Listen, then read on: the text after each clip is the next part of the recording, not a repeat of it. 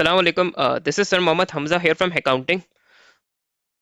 तो अब हम ये कंट्रोल अकाउंट्स की रिकंसिलिएशन का क्वेश्चन करेंगे। And for this we are going to attempt a question from June 2019 paper 23 और इस पेपर का क्वेश्चन 3 होगा।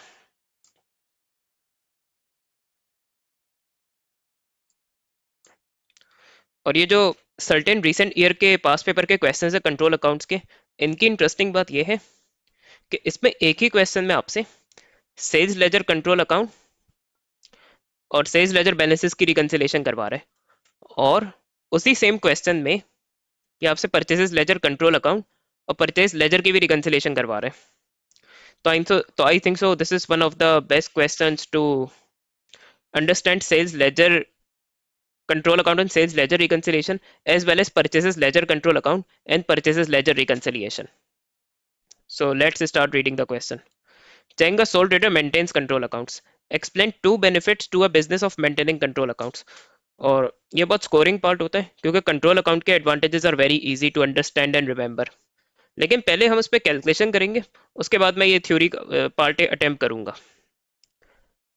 At 31st December 2018, Cheng's bookkeeper prepared a purchases ledger control account and a sales ledger control account.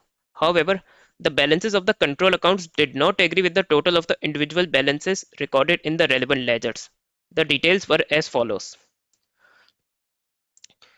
तो पहले क्योंकि sales laser control account और sales laser की reconciliation ज्यादा टेस्ट होती है, तो पहले हम उसको अटेम्प्ट करेंगे। अब आप यहाँ देख सकते हैं कंट्रोल अकाउंट का बैलेंस 12835 है and total of ledger accounts 11,117 है। टोटल ऑफ लेजर अकाउंट इस तरह आता है कि मेरे जो इंडिविजुअल ट्रेड रिसीवेबल्स या क्रेडिट कस्टमर्स हैं उन सबके बैलेंसेस को अगर मैं ऐड कर दूं तो ये टोटल ऑफ लेजर अकाउंट्स वो फिगर है। तो ऑब्वियसली कंट्रोल अकाउंट जो समराइज इन्हीं सेल्स लेजर अकाउंट्स की समरी होती है उससे मैच करना चाहिए। नहीं मैच कर रहा है तो either mistakes can be in control account as well as in the sales individual sales ledger accounts. Chang's bookkeeper has discovered the following. Cash sales of 480 had been recorded in the SLCA.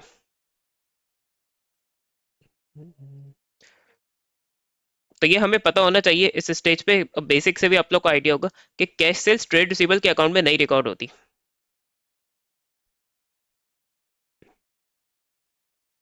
तो ये बिला वजह cash sales उसने record कर लिए because trade receivables is related to credit customers, तो उस पर सिर्फ क्रेडिट सेल्स रिकॉर्ड होगी।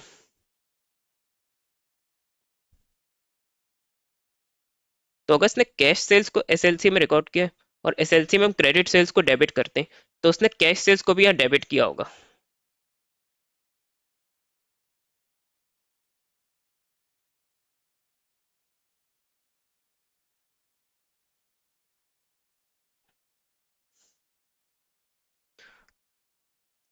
पॉइंट टू जो है वो ट्रेड पेबल से पीएलसीए से रिलेटेड है।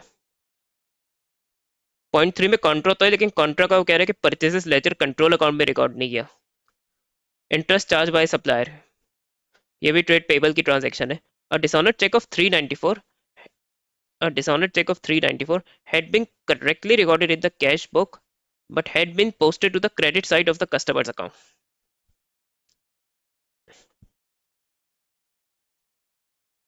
अब अगर आप लोगों ने मेरी लेक्चर वीडियो देखी हो कंट्रोल अकाउंट्स की और आइडिया नहीं तो आप लोग वो देख सकते हैं अगर कंट्रोल अकाउंट्स के कॉन्सेप्ट्स क्लियर नहीं है। डिसऑनर्ड चेक डेबिट होता है एसएलसी में, और क्यों होता है वहां मैं बता चुका हूँ।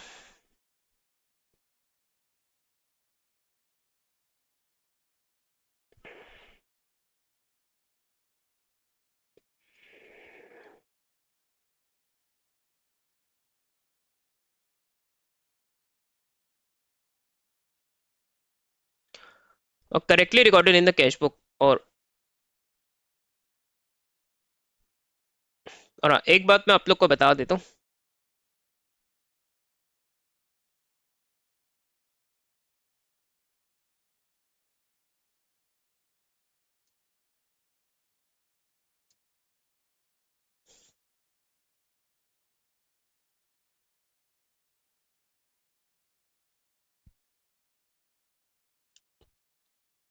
देखिए बुक्स ऑफ प्राइम एंट्री ना, उसके डेटा से कंट्रोल अकाउंट्स बनता है। हम इंडिविजुअल परचेजेस लेजर या सेल्स लेजर के फिगर्स यूज नहीं करते कंट्रोल अकाउंट्स प्रिपेयर करने के लिए। तो उसका reduction of errors and frauds reason है और सेग्रीगेशन ऑफ ड्यूटीज भी है, तो वो मैं आपसे एडवांटेजेस में डिस्कस करूंगा। तो अगर correctly recorded in the cash book है तो इट मीन्स इसको एसएलसीए में या सेल्स लेजर कंट्रोल अकाउंट में तो हमने से एडजस्ट किया होगा। और यहाँ क्लियरली कह रहा है कि मिस्टेक जो है वो इंडिविजुअल कस्टमर के अकाउंट में है। इसका मतलब इस एरर की करेक्शन सेल्स लेजर बैलेंसेस में की जाएगी, कंट्रोल अकाउंट में नहीं होगी।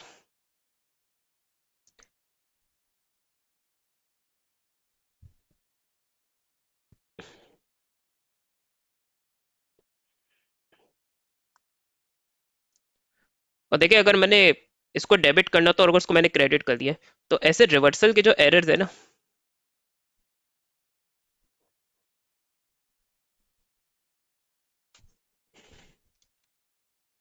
उनकी डबल से करेक्शन की जाती है। पहली मैंने तो गलती ये की थी कि मैंने क्रेडिट कर दिया उसको।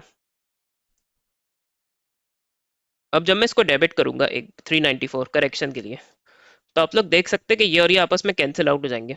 लेकिन अगर मैं एक बार और 394 रिकॉर्ड कर दूंगा तो डिसऑनर चेक हमारी ट्रेड डिसेबल में रिकॉर्ड हो जाएगा। तो इसलिए रिवर्सल एरर्स की डबल से करेक्शन करनी पड़ती है।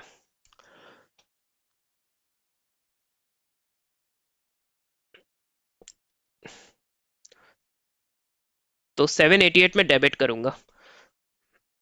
और एक और इंटरेस्टिंग बात है कि करेक्टेड कंट्रोल अकाउंट तो वो टी अकाउंट फॉर्म में बनवाता है। वैसे बस ऐसे क्वेश्चन भी है पास पेपर में जिसमें हमें कंट्रोल अकाउंट भी स्टेटमेंट फॉर्म में प्लस माइनस में हमें करेक्ट करना है। लेकिन ये जो सेल्स लेजर बैलेंसेस या परचेसेस लेजर बैलेंसेस की करेक्शन है, ये हमेशा उसके लिए वो स्टेटमेंट बनवाता है। स्टेटमेंट में आपको प्लस माइनस में करना पड़ेगा।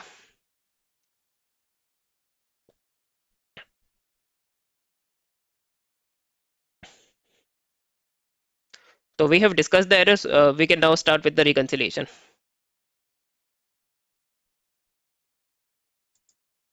And for a smoother experience इसको मैं सेपरेटली व्हाइट बोर्ड में अटेम्प्ट करूँ, आप लोग क्वेश्चन अपने पास खोल सकते हैं।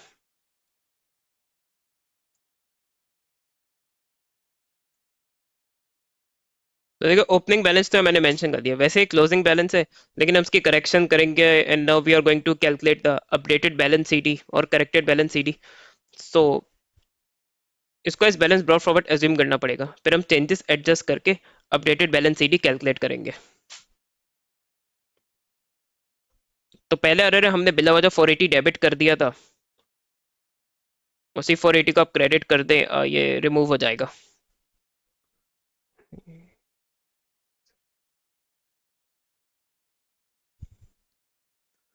सेकंड एरर डिसऑनर चेक का है।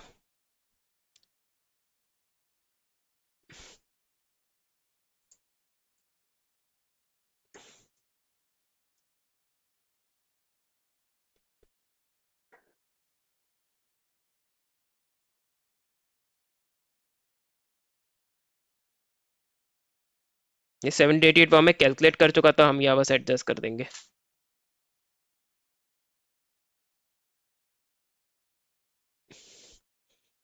तो बस ये दो एरर्स की करेक्शन है।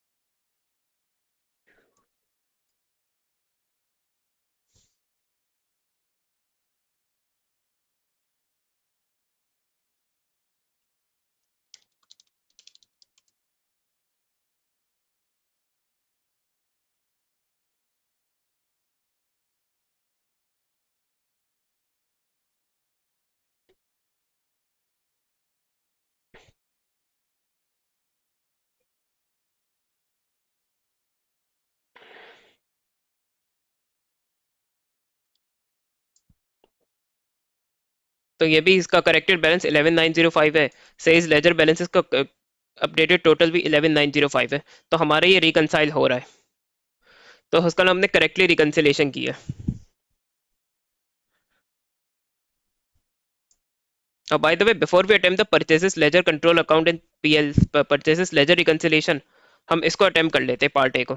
Explain two benefits to a business of maintaining control accounts.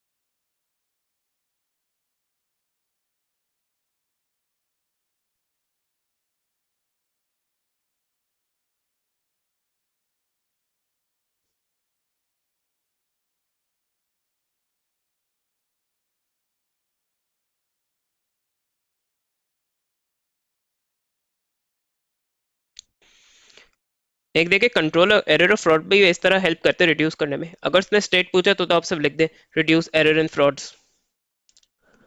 Control accounts आपके जो है वो सीनियर, जो आपके ज्यादा सीनियर या एक्सपीरियंस अकाउंटेंट्स है वो आपके कंट्रोल अकाउंट्स बनाएंगे।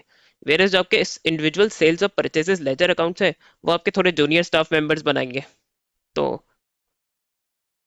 अगर सेम स्टाफ परचेजेस लेजर और सेल्स लेजर अकाउंट्स भी बना रहे हैं और वही कंट्रोल अकाउंट्स भी बनाए तो एरर एंड फ्रॉड के चांसेस इंक्रीज होंगे। तो दोनों एक दूसरे पे चेक एंड बैलेंस रख सकते हैं अगर कोई एरर एंड फ्रॉड करता है तो। And this thing is known as segregation of duties. और ये फर्दर किस तरह अचीव होता है कि जो सीनियर अकाउंटेंट्स है वो सेल्स लेजर अकाउंट्स और परचेसेस लेजर अकाउंट्स की इन्फो यूज करने के बजाय बुक्स ऑफ प्राइम एंट्री के फिगर्स को यूज करके कंट्रोल अकाउंट्स बनाएंगे। तो उससे उनके लिए सेल्स लेजर परचेसेस लेजर में अगर कोई एरर या फ्रॉड है तो वो आइडेंटिफाई करना फर्दर इजी हो जाएगा।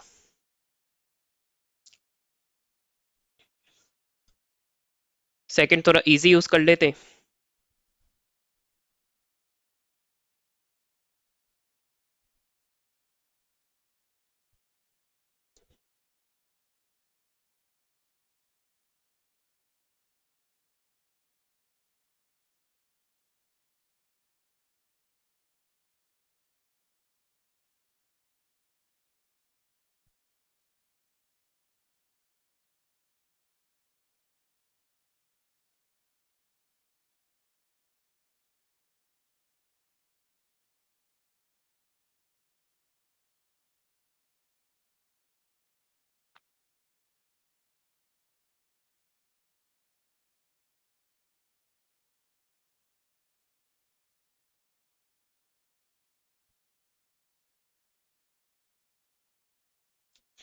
हमें टोटल ट्रेड और टोटल ट्रेड पेबल यही प्रोवाइड करते हैं जो या तो हमें ट्रायल बैलेंस बनाने में हेल्प करते हैं या हमें फाइनेंशियल स्टेटमेंट्स बनाने में हेल्प करते हैं।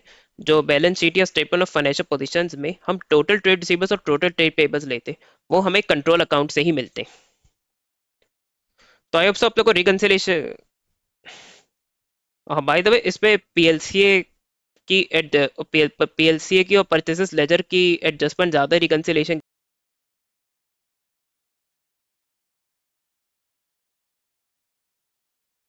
इसी तरह हमें परचेसेस लेजर कंट्रोल अकाउंट का भी बैलेंस दिया हुआ है और जो परचेसेस लेजर अकाउंट्स हैं उनका भी टोटल दिया हुआ है। परचेसेस लेजर अकाउंट्स का टोटल का मीनिंग ये कि जो हमारे इंडिविजुअल ट्रेड पेबल्स थे उन सबके बैलेंसेस का कंबाइंड वैल्यू है, वह है ये। अब ये दोनों भी मैच नहीं कर रहे, इसका आइदर में मिस्टेक हो सकती है। A credit note for 228 has been recorded as 282 in both the purchases return journal and the supplier's account.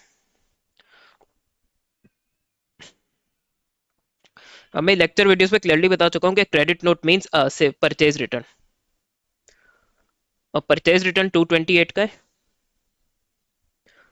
But it has been recorded as 282। इसका ना परचेज रिटर्न ओवर स्टेट की है।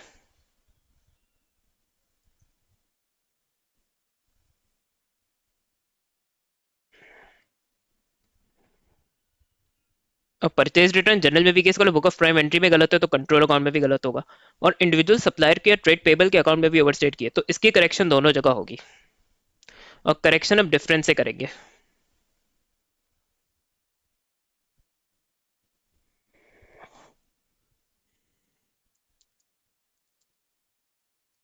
54। तो देखिए परचेज रिटर्न को ना हम इंडिविजुअल सप्लायर अकाउंट में और कंट्रोल अकाउंट में भी हम उसको परचेज रिटर्न को डेबिट करते हैं। तो अगर हमने उसको ओवर स्टेट कर दिया तो हम 54 को क्रेडिट करेंगे टू डिक्रीज परचेज रिटर्न।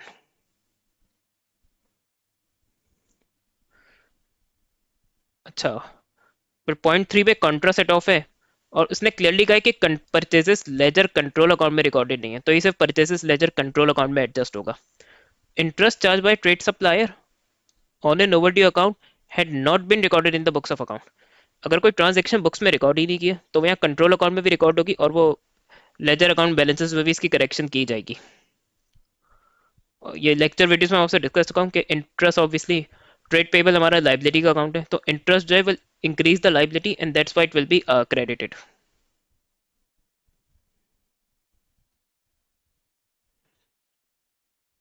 तो हमने तीनों एरर्स अंडरस्टैंड कर ली है, रीड भी कर ली है। अब हम इसकी भी रिकंसिलेशन स्टार्ट कर सकते हैं। सो हियर वी गो।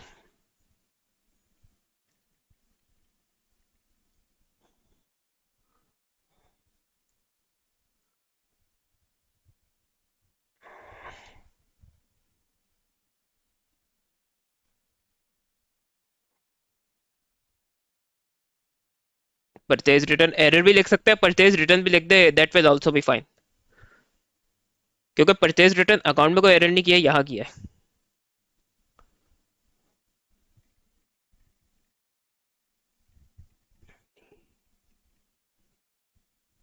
यहाँ हो जाएगा 18496।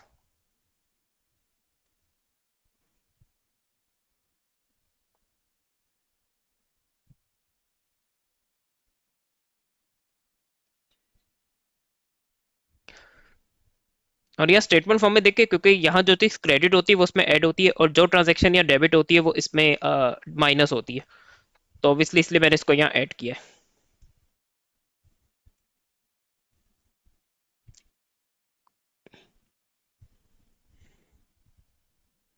फिर 485 का कॉन्ट्रा है जो मैंने डिस्कस कर चुका हूँ कि पीएलसीए में डेबिट होता है। आप या तो इसे कॉन्ट्रा लिख सकते हैं या आप इसे सेल्स लेजर कंट्रोल अकाउंट भी लिख सकते हैं।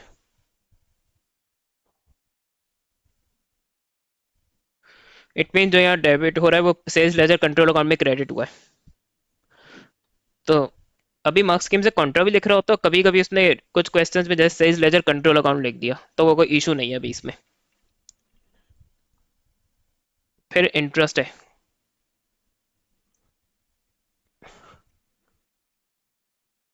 67 ये यहाँ भी आएगा और एक completely omitted from the books of account है, तो ये यहाँ भी एडजस्ट होगा।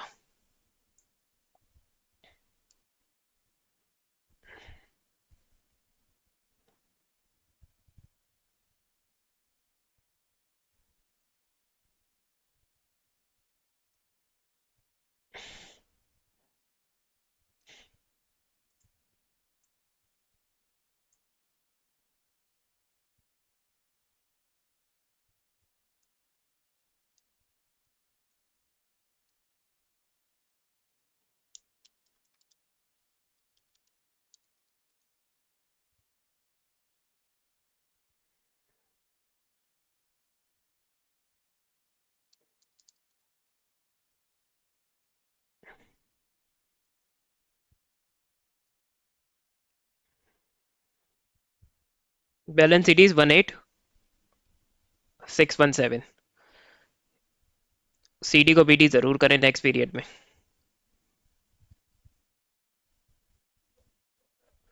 और यही सेम आंसर यहाँ भी आना चाहिए, 18496 5467, या 18617 यहाँ भी आ रहा है।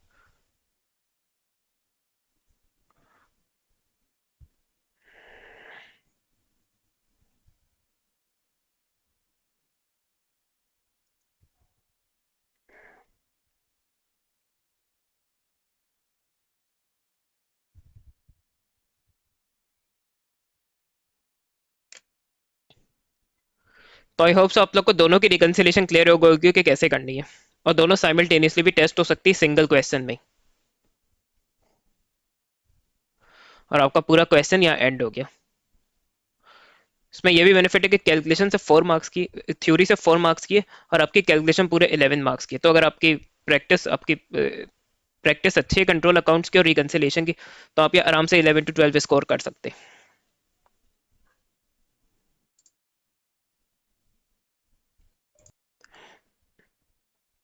अच्छा, इसी क्वेश्चन की मैंने एग्जामिनर रिपोर्ट खोली, क्योंकि this examiner report June 19 P23 की है।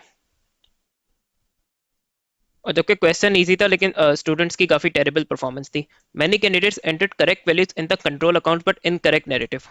अब इसका मीनिंग ये कि यहाँ सिर्फ सही अमाउंट लिखना सफिशिएंट नहीं, तो जैसे परचेज रिटर्न लिखा हुआ होना चाहिए, इंटरेस्ट मेंशन होना चाहिए, इसके साथ बैलेंस शीट मेंशन होना चाहिए, तो आपको मार्क्स मिलेगा। सिर्फ अमाउंट से लिखना सफिशिएंट नहीं है।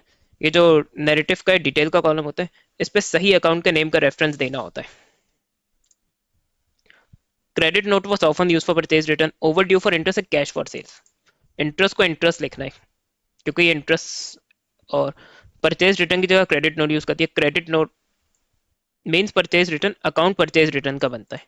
सम omitted the entries for purchase return and interest. There were also examples of entries where the control accounts for items which were not relevant, such as dishonored check.